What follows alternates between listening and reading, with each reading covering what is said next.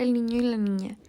Learning objectives describe the environmental changes and effects that result from El Niño or La Niña events. El Niño and La Niña are phenomena associated with changing ocean surface temperatures in the Pacific Ocean. El Niño and La Niña are influenced by geological and geographic factors that affect different locations in different ways. Global ocean surface currents, gyres, are large oceanic patterns due to global wind, clockwise in North Hemisphere and counterwise in South Hemisphere. Diagram below, we can see the global wind patterns causing gyres to form. We can see in the diagram the surface currents and the upwelling zones. The upwelling zones are warm surface waters moving away from a landmass. Colder water up from lower in the ocean to replace the warm water. Its benefits such as bringing up oxygen, because cold water holds more oxygen, and sediments from deep in the ocean, and sediments have nutrients, which create productive fish population. And warm water moves east to west along the equator. Lean circulation connects all the world's ocean, mixing salt, nutrients, and temperature. You can see warm water moving from the Gulf of Mexico towards the North Pole. Then it cools and evaporates as it moves towards the poles. Saltier and colder water in poles is more dense, making it sink. So spreads along ocean floor and then rises back into shallow warm.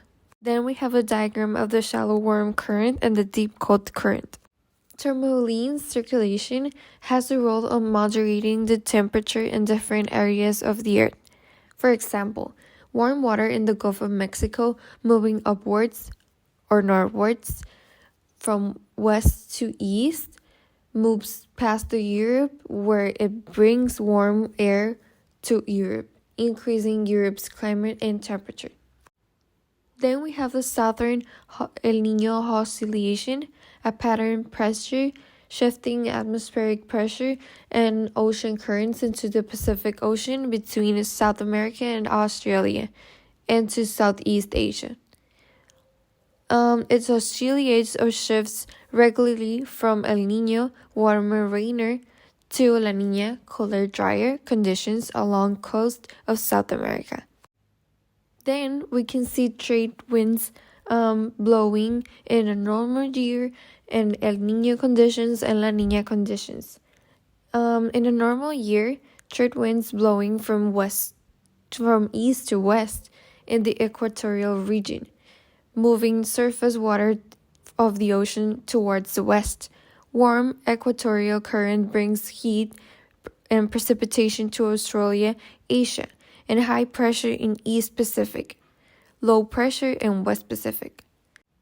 Then we have a diagram of this trade winds moving east to west.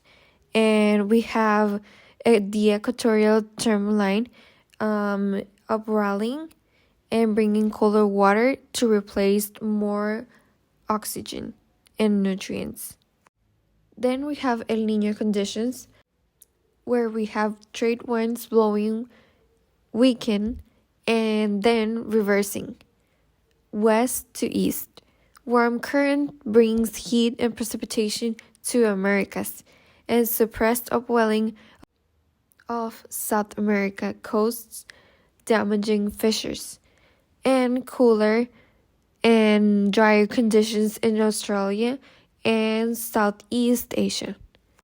Then in the diagram, it shows the trade winds moving west to east and a suppressed uprallying in the equatorial thermoline.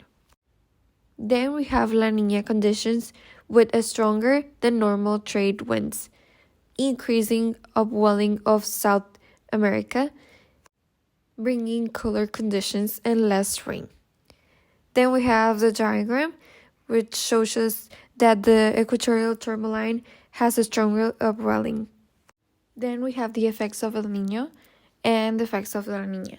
Starting with El Niño, with a suppressed upwellings and less productive fishers in South America. We have warmer winters in March in North America and increased precipitation and flooding in the Americas, the West Coast especially. Drought in Southeast Asia and Australia, and decreased hurricane activity in Atlantic Ocean, and a weakened monsoon activity in India and Southeast Asia. Moving on, we have the effects of La Nina, which includes stronger upwelling and better fisheries in South America, a worse tornado activity in the US, and hurricane activity in the Atlantic, and cooler and drier weather in the Americas. We have a rainier, warmer, increased monsoons in Southeast Asia. And then we have the FAQ, which asks us to describe two environmental problems related to the conditions of El Niño events. And I described the environmental problems such as flooding, which makes land submerge underwater caused by overflow of water, which ends up submerging the land and causes many loss of property for people over the world, and it is related to El Niño event because it is caused by heavy rainfall and increased precipitation. Another environmental problem in North America is the warmer winters. Oceanic ice acts as an important habitat for many marine species, including polar bears, and warmer winters affect their habitat and could lead to species dependent on these habitats in danger of extinction,